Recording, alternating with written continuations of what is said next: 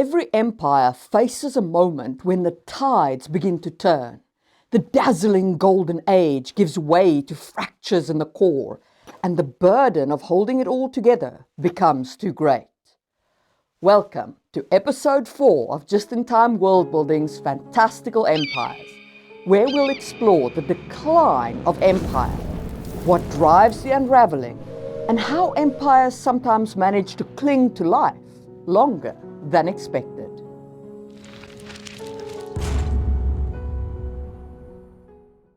The decline of empire is often the result of gradual changes that erode the foundation of the core imperial culture.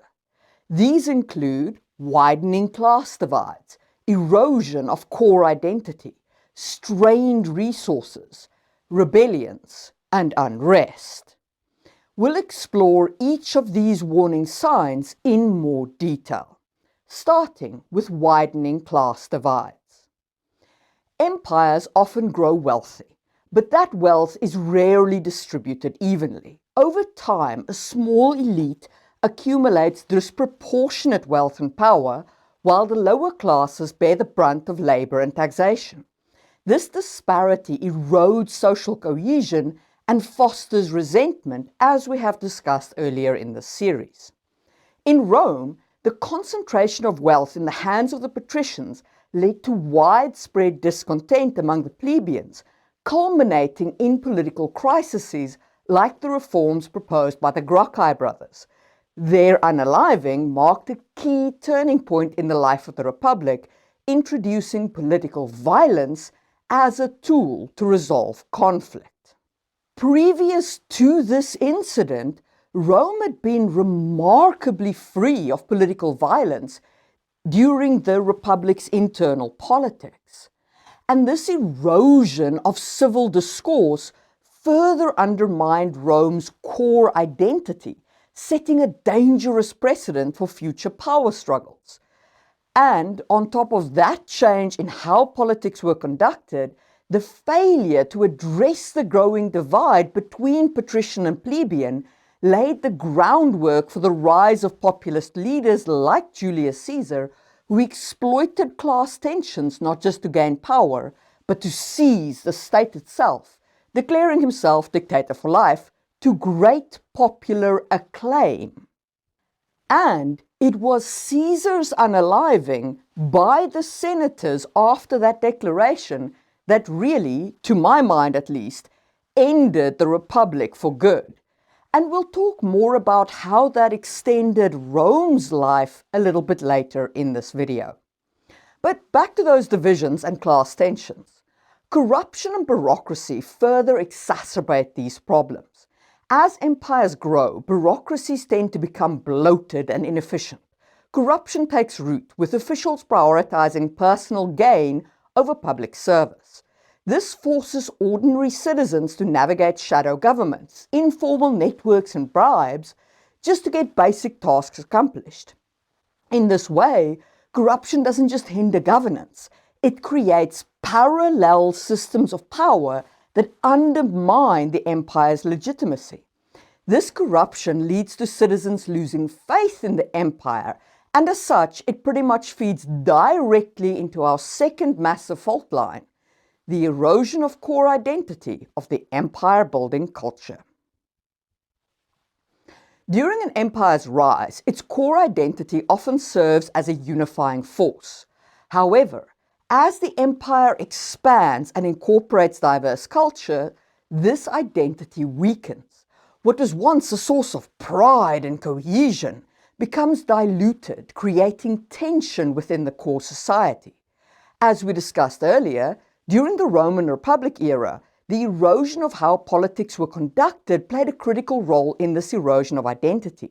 And it wasn't just the Gracchi brother shenanigans. Generals like Marius, Julius Caesar, and Pompey began to take a more direct hand in governance, bypassing traditional senatorial processes and using their armies to exert political influence. This shift marked a decline of the Republic's civic ethos, replacing debate and consensus with military power and cohesion, which fundamentally changed the nature of Roman political identity, eventually leading pretty much directly to empire. Of course, the empire faced its own challenges as it relied increasingly on non-Roman troops and leaders. The integration of diverse cultures under Roman rule diluted the traditional Roman identity, leading to questions about what it meant to be Roman, as we discussed in the video on social cohesion. Similarly, if we turn to fantasy, Númenor's expansion in Tolkien's Legendarium saw its people grow arrogant and distant from their original purpose, creating internal divisions that Sauron exploited to hasten their fall. Sauron, an external threat, cunningly manipulated Númenor's vulnerabilities. He played upon their growing hubris, stoking their desire for immortality and their fear of the Valar's authority. By integrating himself into their court as a supposed ally, Sauron sowed distrust and encouraged the Númenorians to turn away from their traditions and defy the gods. This manipulation culminated in their ill-fated attempt to invade the Undying Land, an act of ultimate arrogance that led to their destruction. Sauron's role as an outside force demonstrates how external threats can exploit internal weaknesses. For world builders, consider how a clever adversary might use an empire's pride or divisions to accelerate its decline. And speaking of outside threats, let's talk about the third big issue facing empires in the declining phase: strained resources. As empires grow, so do the demands on their resources. Vast territories require extensive administration, military protection, and infrastructure maintenance. When the cost of maintaining the empire outstrips the benefits, decline becomes inevitable. The Han Empire's later years in China were marked by economic strain due to corruption and the cost of defending its border against the Xiongnu. These pressures drained the treasury and weakened central authority, leaving the empire vulnerable. The eventual replacement of the Han dynasty during its interlude by Wang Mang's Xin dynasty was an attempt to address these crises through sweeping reforms. Wang Mang introduced radical land distribution policies and economic controls to stabilize the empire, but his changes disrupted traditional power structures and alienated key elites. This unrest led to widespread rebellion, culminating in the restoration of the Han under the Eastern Han dynasty. By reclaiming the mandate of heaven, the Han sought to re-establish legitimacy and stabilize their rule, albeit in a diminished capacity compared to their earlier peak. Basically, the Han kicked their decline of empire down the road by resetting after Wang Mang's reforms. So he did the reforms, then they came in reclaiming the throne and kept some of his reforms. So that is a demonstration of what we'll talk about later as well, about resetting your empire. But they were a very good demonstration of how internally strained resources can result in the fall of empire. But we were just speaking about Sauron and external forces. The Axiom Empire's decline illustrates the devastating impact of resource strain that comes from degrading environments rather than external or internal threats. Axiom's economy relied heavily on its control of Red Sea trade routes and agricultural production. However, environmental degradation such as deforestation and soil depletion undermined that agricultural base. These ecological stresses, combined with shifting trade routes that favored Persian and Arabian competitors, eroded Axiom's wealth and influence. And by the 7th century, Axiom had lost its dominance and the empire fragmented into smaller states. So it's completely possible that an empire's strained resources could be exacerbated by external threats and factors like climate change, rather than, say, rebellion or raids. However, let's be real. All of these factors strain empire. What breaks empire is fault number 4, rebellions and unrest. Without those, the empire suffers, but it hangs together. Once the conquered people start breaking off, though, that's when the spectre of the end is really nigh. So let's talk about that next. Conquered peoples may accept imperial rule during an empire's rise and golden age, but as the empire weakens, resistance often grows.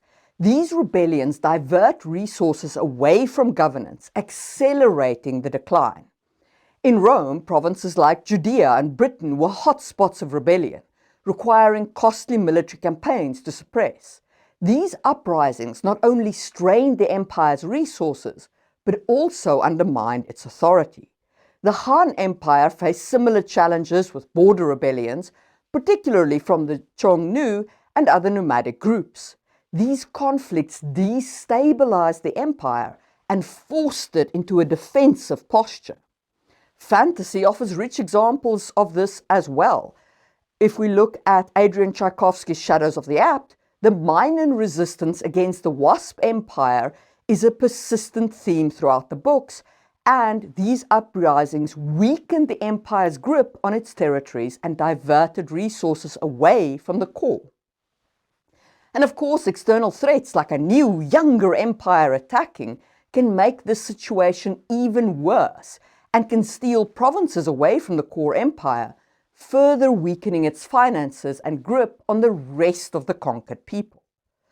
Basically, successful rebellions during the decline means the end is coming and delaying it is close to impossible. And if you've enjoyed this exploration of the reasons for decline, hit the thumbs up button. And if you think I've missed any of the reasons or their causes, let me know in the comments below. And now, let's explore what can be done to arrest the decline and extend the empire's life.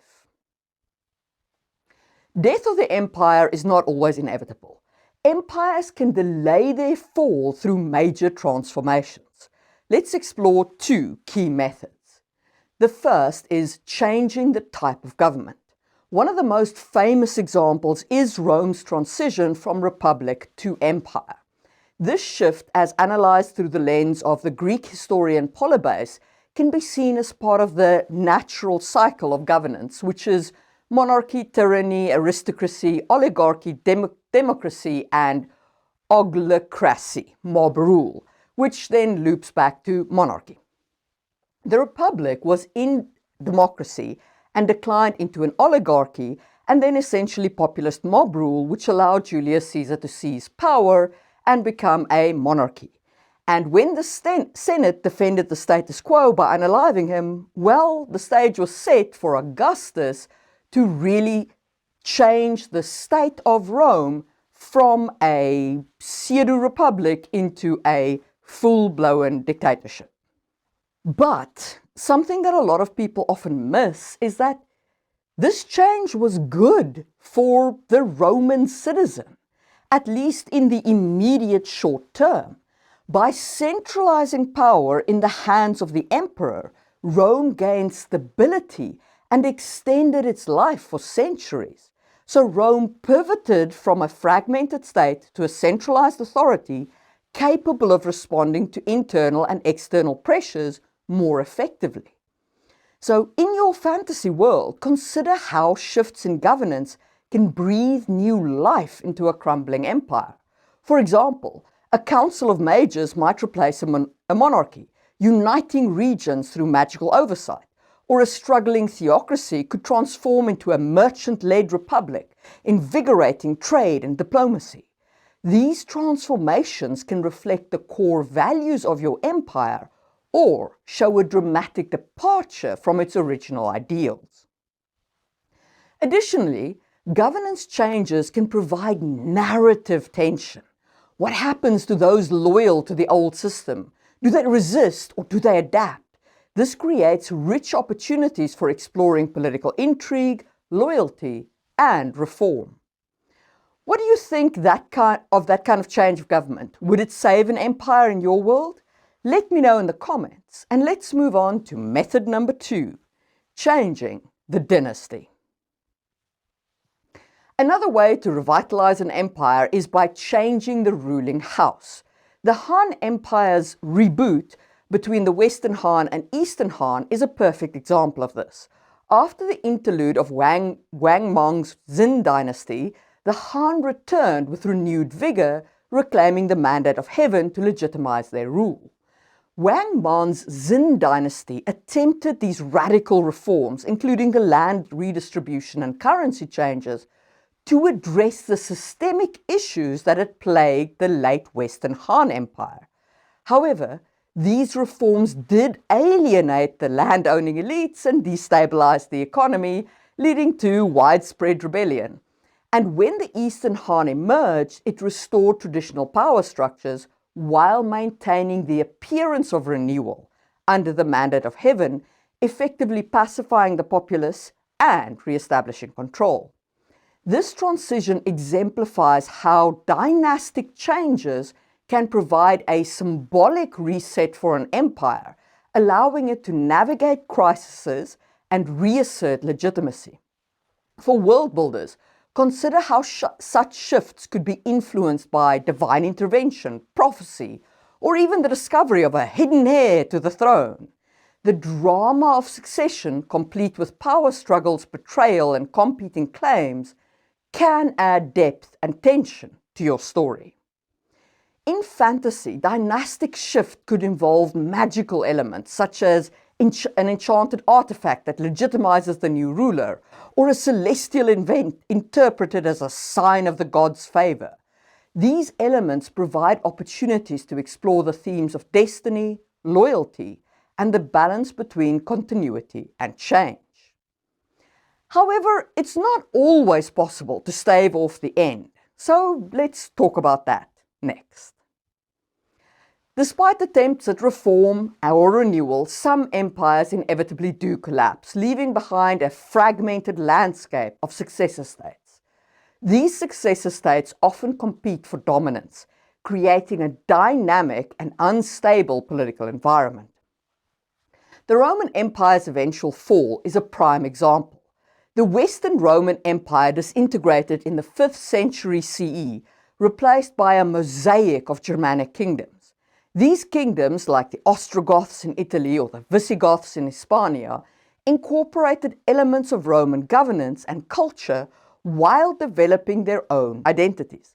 Meanwhile, the Eastern Roman Empire, or the Byzantium Empire, endured for nearly 1,000 more years, illustrating how fragments of an empire can persist in new forms. Similarly, the Han Empire's collapse in 220 CE led to the Three Kingdoms period in China, a time of fragmentation and warfare. These successor states, the Wei, the Shu, and the Wu, vied for control, each claiming legitimacy as the true heir of the Han. This period of division ultimately set the stage for future unification under the Jin dynasty. In fantasy, the fall of Númenor in Tolkien's Legendarium serves as a striking example of an empire's end. Its destruction led to the rise of successor states like Gondor and Arnor in Middle-earth. And these states carried the remnants of Númenorian culture and influence, but they were shaped by the new challenges and opportunities of their time. So when crafting the end of your empire, consider the following. How do the successor states form, and what defines their identities? What remains of the empire's culture, governance, or technology? How do the people of the former empire adapt to a world without the unifying force of imperial rule? The end of an empire offers a fertile ground for storytelling, filled with conflict, innovation, and the birth of new powers. And that's exactly what we'll explore in the next video in the Empire World Building series. And if you want early access to that video, become a member of the channel for the price of a cup of coffee a month. Members also get access to world-building worksheets, exclusive live streams, special Discord access, and my deepest gratitude for providing some financial stability to this channel. Okay, so all this is great, but what does this mean for you as an empire writing your decline? When you're building a declining empire, ask yourself, how does the core culture change as wealth and power concentrate? What role do conquered people play in the empire's struggles? Are they rebelling, assimilating, or adapting? Could a change in government or leadership rejuvenate the empire? And if you know the answers to those questions for your world, don't forget to fill in the form about your empire linked below. At the end of this series, I'll be reviewing your submissions in a live stream where I'll analyze and discuss the empires you've created. And here's the fun part. My favorite submission of an empire will win a signed copy of my first book, The Hidden Blade. So if you're interested in participating or just want to hear me analyze these community-created empires, make sure to fill out that form. Empires don't fall in a single moment. The decline is a slow unraveling, full of opportunities for storytelling. Whether it's a beleaguered emperor attempting reforms, a rebellion on the frontier, or the rise of a new ruling house, the decline phase offers rich narrative potential. What does the decline of empire look like in your fantasy world? Let me know in the comments. And if you're enjoying this series, hit like, subscribe, and share your thoughts. And don't forget to join my newsletter for exclusive content and updates. Thank you to my amazing channel members who make these videos possible. A special shout out to my Build It in Stone members, Tony Lamanna, Katie Kofimug, and Lupex Lakeshire, as well as my Build It in Wood members, Tiffany Felix, Ayasha Memaru, Patricio, Pablo Barrios, Dylan Butera, and Carrie. If you're hungry for more world building, check out my video on creating a bureaucracy in a fantasy world, or whatever the algorithm is recommending right now. And I will see you soon for another episode from Just in Time World Building, where we build what we need when we need it.